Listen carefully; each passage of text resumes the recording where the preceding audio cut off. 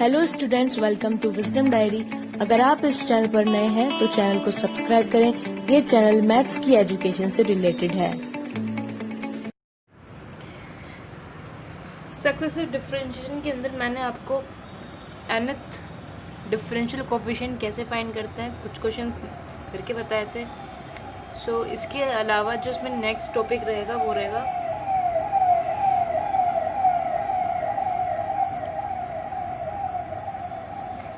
जो इसके अंदर नेक्स्ट टॉपिक रहेगा वो रहेगा लेबनीज थ्योरम। ठीक है, तो लेबनीज थ्योरम क्या है, इससे आप क्वेश्चंस को कैसे करेंगे वो मैं अभी आपको बताने वाली हूँ। ठीक है, तो ध्यान से समझो। और जब ये लेबनीज थ्योरम वाला कॉन्सेप्ट पूरा हो जाएगा तो इसके बाद हम काफ़ी सारे क्वेश्चंस करके देखेंगे जो लेबनीज थ्योरम से भी रिलेटेड रहेंगे और nth डिफरेंशियल जो फॉर्मूले मैंने बताए थे उनका भी हम यूज़ करके इन क्वेश्चंस को सोल्व करेंगे। तो लेबनीज थ्योरम क्या है वो देखते हैं।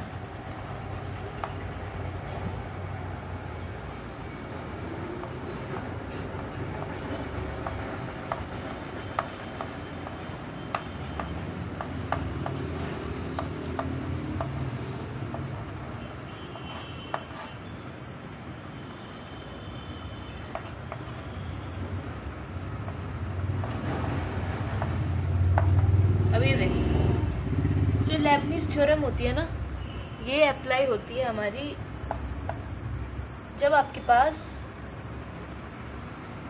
लेट से मैं आपसे कहूँ कि अगर मैं आपको फंक्शन दे दूँ कि x इंटू लॉग एक्स, आप मुझे इसका d की पावर n फाइंड करके दिखाओ, तो आपके पास कोई फॉर्मूला है नहीं, आप जानते भी नहीं है, तो उसके लिए हमारे पास काम आती है लेबनीज थ्योरम, राइट। लेकिन जिस तरीके से हमने पीछे क्वेश्चंस करे थे cos x into like cos 2x हो, तो हमने क्या किया था, आइडेंटिटीज का यूज़ करके वो फॉर्मूले लगा देते थे। लेकिन हमारे पास ना कोई ऐसी आइडेंटिटी है ना हमारे पास कोई ऐसा फॉर्मूला है, तो लेबनीज थ्योरम का जो यूज़ है वो हम इस तरह के जो प्रोडक्ट होगी उसके लिए हम यूज़ करेंगे, यानी प्रोडक्ट ऑफ टू फंक्शंस। तो ये बात समझ में आई लेबनीज थ्योरम का यूज़ कहाँ पे।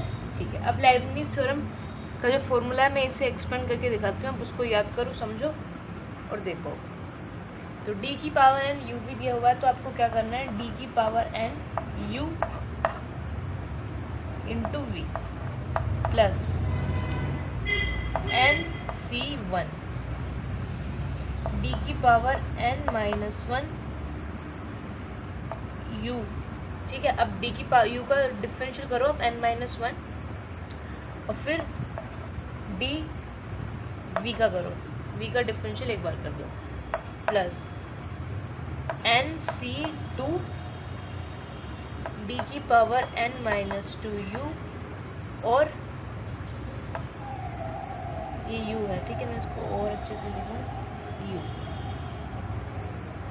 और d स्क्वायर v प्लस इस तरीके से आप बाकी टर्म्स को लिखते चलेंगे। ठीक है, 3 4 वॉट एवर। ठीक है, 3 में किसा हो जाएगा nc3 d की पावर n माइनस 3u और d क्यूब v। ठीक है, एक टाइम पे जाके क्या हो जाएगा,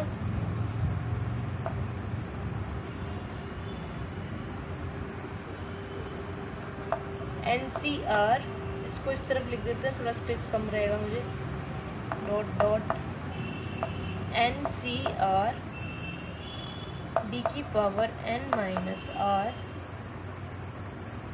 u और d की पावर r v।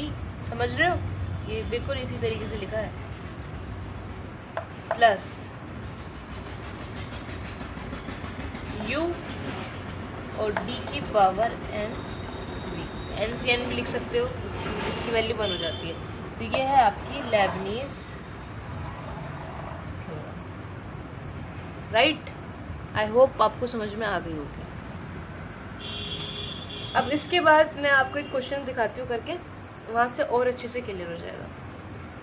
ठीक है, पॉज करके नोट कर लो।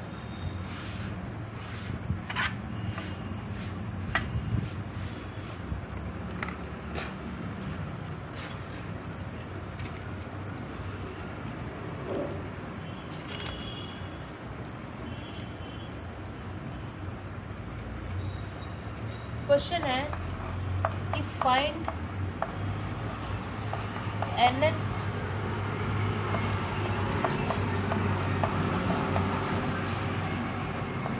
Differential coefficient of x cube into cos x। ये है हमारे पास क्वेश्चन। अब हमें इसका फाइंड करना है डी की power n x cube into cos x। अब एक बात ध्यान से देखो, आपके पास ना तो कोई फॉर्मूला है, तो हम यहाँ पे क्या यूज़ करेंगे, लेबनीज थ्योरम हम यूज़ करने वाले हैं। ठीक है, तो करते हैं लेबनीज थ्योरम को यूज़।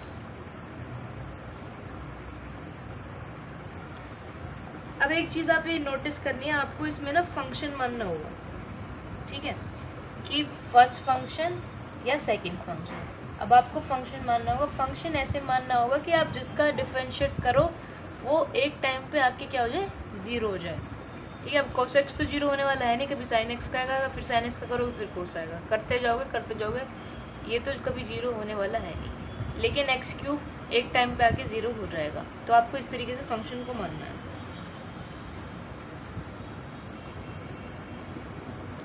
तो जिसका भी डिफरेंशियल कोफिशिएंट जिसका हम डिफरेंशियल बार बार करेंगे और वो जीरो हो जाएगा, हम उसको क्या मानेंगे, उसको सेकंड फंक्शन की तरह यूज़ करेंगे। ठीक है, और फिर हम क्या करेंगे, तो हो जाएगा हमारा फर्स्ट फंक्शन और ये हो जाएगा सेकंड फंक्शन, यानी कि u और v जिस तरीके से मैंने अभी आपको बताया था। तो आप इनकी वैल्यू चेंज करके लिख सकते हो, cos x को आगे लिख दो, उससे भी कोई फर्क नहीं पड़ेगा। बस ध्यान रखना है आपको कि आपको फर्स्ट फंक्शन किसे मानना है और सेकेंड फंक्शन किसे मानना है। ठीक है, तो अब लगाते हैं फॉर्मूला, d की power n cos x into x cube plus NC1 d की power n minus 1 cos x into D square x square plus NC2 d की power n minus 2 cos x और d एक second n minus 2, यहाँ पे सिर्फ d आना है,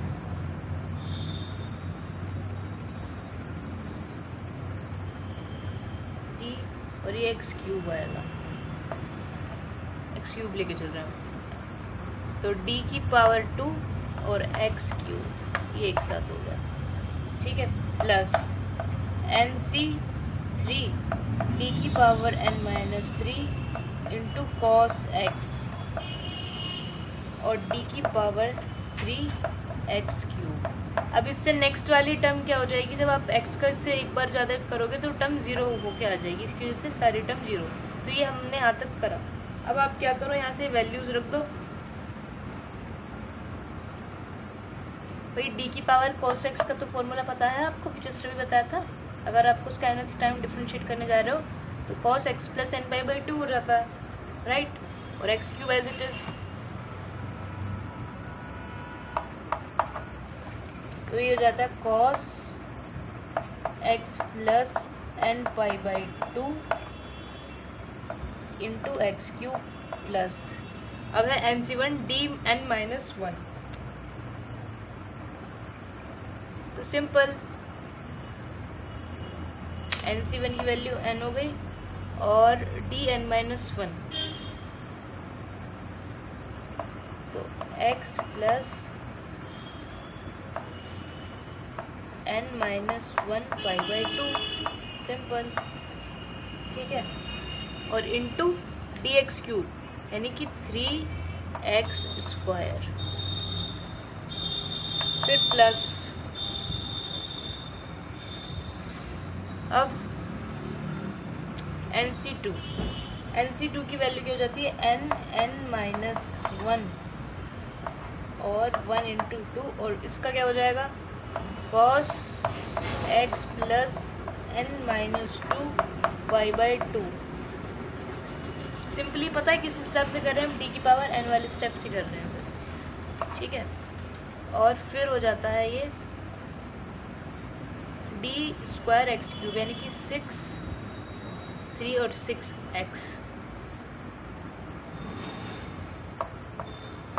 6x, फिर प्लस, स्पेस कम पड़ गया मेरे पास,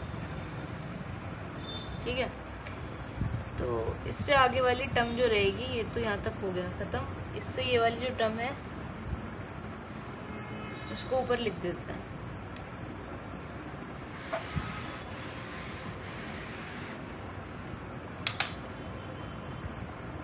ये क्या हो जाएगी, NC3 निकालोगे, NC3 क्या हो जाएगा, n -1 n-2 over 1 2 into 3, ठीक है।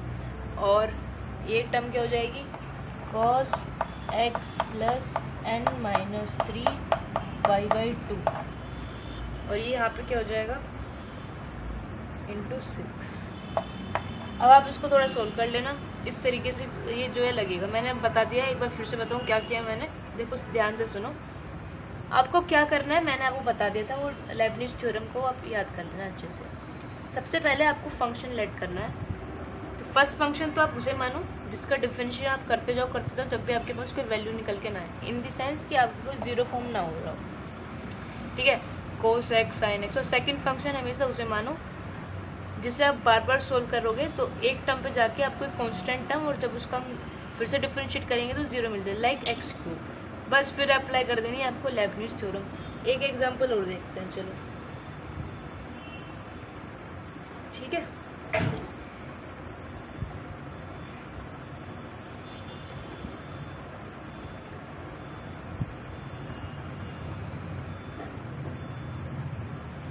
चलिए पहले इसको आप नोट करो, उसके बाद आपको जो क्वेश्चंस करने में मैं बताती हूँ।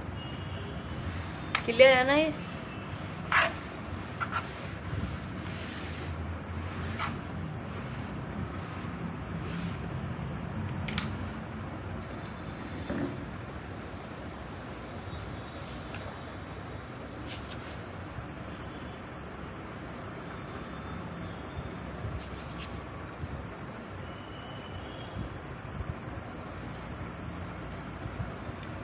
जैसे ये क्वेश्चन है, ये ले लेते हैं सिंपल सा। सेकंड कि x² e⁻⁻x। अब मुझे ये बताओ कि इसमें फर्स्ट और सेकंड फंक्शन क्या होगा, कमेंट करके बता देना, बताना चाहो तो। चलो मैं बता दूँ, इसमें नेक्स्ट वाला आप बताना। इसमें फर्स्ट फंक्शन हम इसे मानेंगे और सेकंड फंक्शन हम इसे मानेंगे, और तब इसमें अप्लाई कर देंगे simply. And second again x³ into log x में बताओ, तो फर्स्ट फंक्शन क्या होगा, log x रहेगा, और सेकंड फंक्शन x³, क्योंकि आप log x का कितनी बार करो, 1/x को कर जाओगे, 1/-x² करते जाओ, ठीक। x³ का एक टाइम पे जाके क्या हो जाएगा, 0 हो जाएगा, तो आपको सेकंड फंक्शन उसे मानना है, राइट। चलिए, आई होप ये लेबनिज थ्योरम के जो सिंपल से क्वेश्चन सीधे हो सकते हैं वो आपको समझ में आ गए होंगे, ठीक है। ओके, मिलते हैं नेक्स्ट लेक्चर के अंदर कुछ और क्वेश्चंस के साथ। Thanks for watching.